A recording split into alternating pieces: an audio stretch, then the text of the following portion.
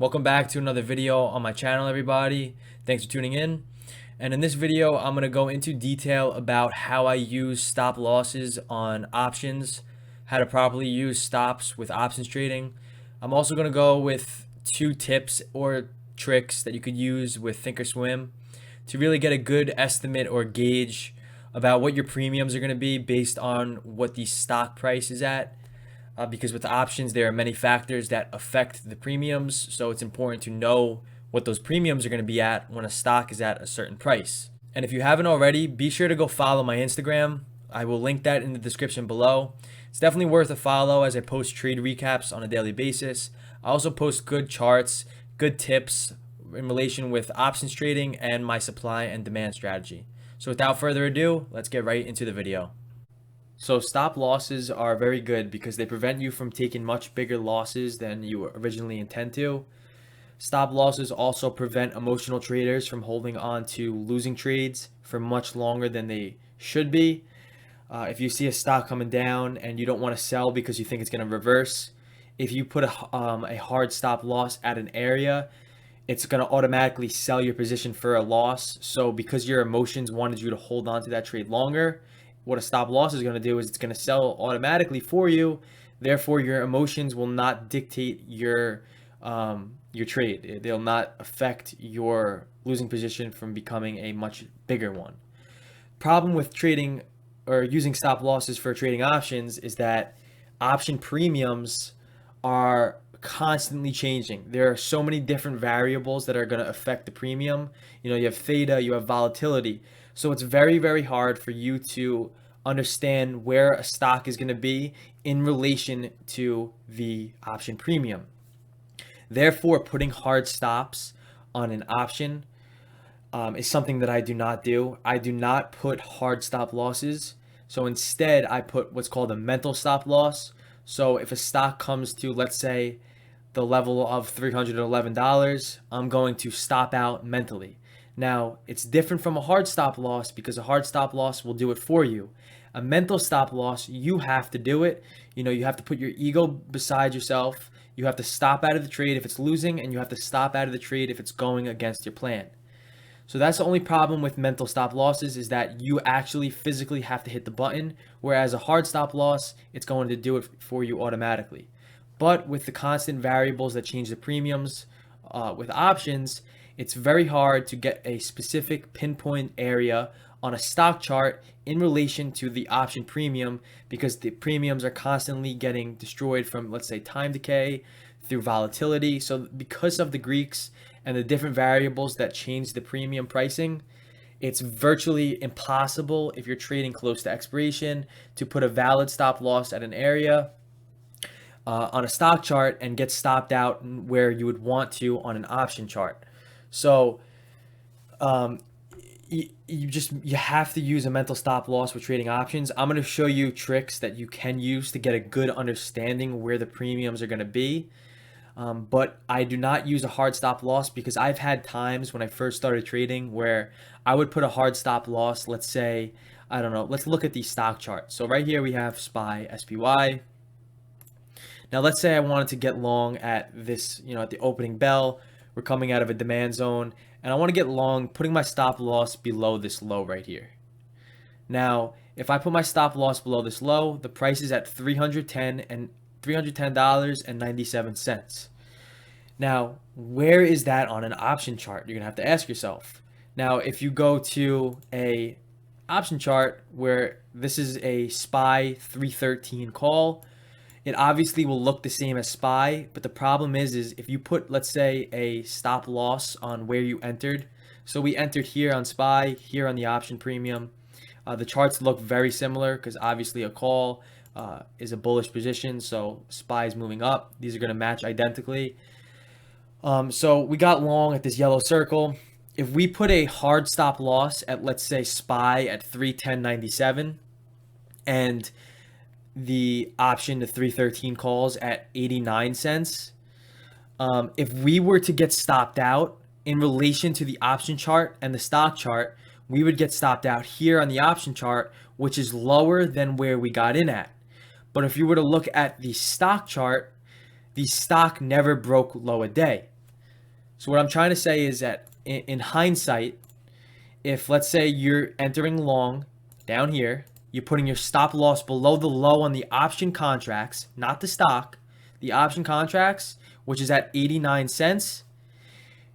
We get below low a day on the option contracts, but do not get below low a day on the stock SPY. Therefore, it's virtually impossible for you to put a proper hard stop loss because the premiums here, in this case, got affected by theta, and we were not close to in the money by the time expiration was getting closer. So theta was destroying these contracts, and I'm sure other variables, maybe the deltas, maybe the vegas, so the other Greeks could have been. But my point is that SPY did not break low a day, but the option contracts broke low a day. Putting a hard stop on this area would have got you stopped out on the option, but not the stock. Now, the two tips I'm going to show you is for ThinkorSwim only. This may apply to different brokers, but if you're using a different charting platform, I'm not too sure if this is going to be the same. But on ThinkorSwim, if you go to the option chain, you click a contract that you're looking to play. In this case, I'm just picking a random one. You're going to get the order entry down here. Now, let's say we're playing calls and we want to put our stop loss below the 322.45 level. We're not using a hard stop. We just want to know mentally where this option premium is going to be pretty close compared to when the stock is at that level. Now, what you do is if you look down here, you're going to see the expected SPY price, and it's going to tell you a price. If we were to move, now let's say we get long at the 129 mark on the contracts. If we were to move the limit price, you're going to see the expected SPY price go down. As the premiums go down in value and as the premiums get weaker, the expected SPY price is going to be lower. We want to have a stop loss at 322.45. Keep in mind we got in at $1.29. Our expected SPY price, now this is an estimate. This isn't going to be exactly because you're going to have the Greeks and different factors that affect the premiums, but you can get a good estimate of where they're going to be at. You know, in this case, it's $1.22. It might be $1.21, $1.20. You know, it's in the exact area. It's in the estimated area. It's an expected price. It's not an exact pinpointed price.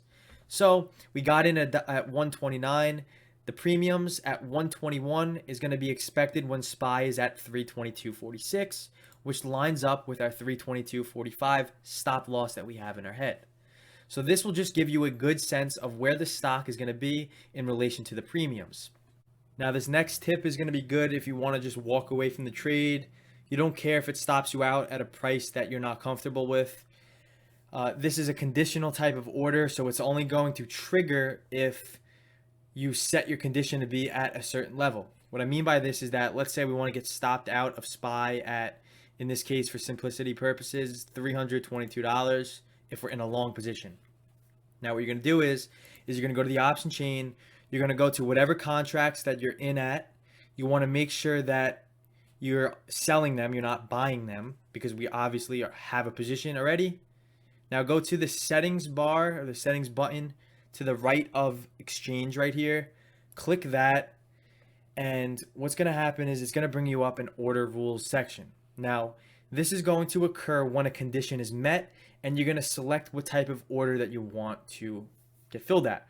So right here, it's going to tell you to type in a symbol, and it's going to submit when at least one of the following conditions is met. In this case, we're trading SPY. Our method, you want to make sure it's mark, because mark essentially means just price. And we want to get stopped out of our long position if SPY goes at or below a certain level. And in this case, 322 is our level, was our predetermined stop loss level. Now, you want to make sure in this case that you're doing market.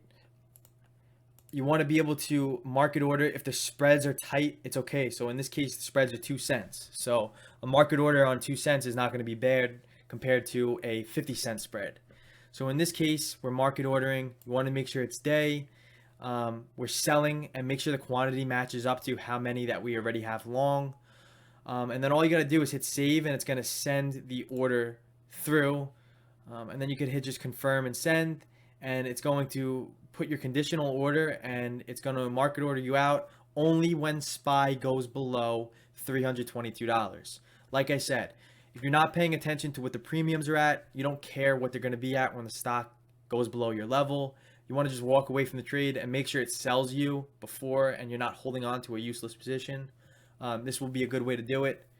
Definitely go in paper trade or go in on demand and practice with this before you do it, because one little if you click the wrong button, maybe you put at or above a level when it's supposed to be at or below, it's going to stop you out automatically.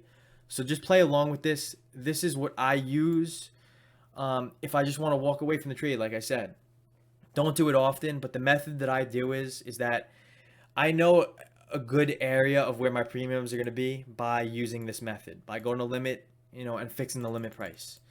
That's how I know where my premiums are just going to be in an area of where I'm going to stop out at if I'm wrong. And then if the stock comes below our level, what I do is I just go to the option chain, and I manually will confirm and send my order and stop myself out manually. You have to stick to your plan. You cannot let the emotions drive your trade. Do not hold on to a losing trade for longer than you should. You have to trade based off your system. If you have your stop loss at 322, make sure you stop out if you go below 322. Do not deviate away from the plan either. I hope these 2 tricks will help you out and just get a better understanding of how you stop out and why we use mental stop losses instead of hard stop losses.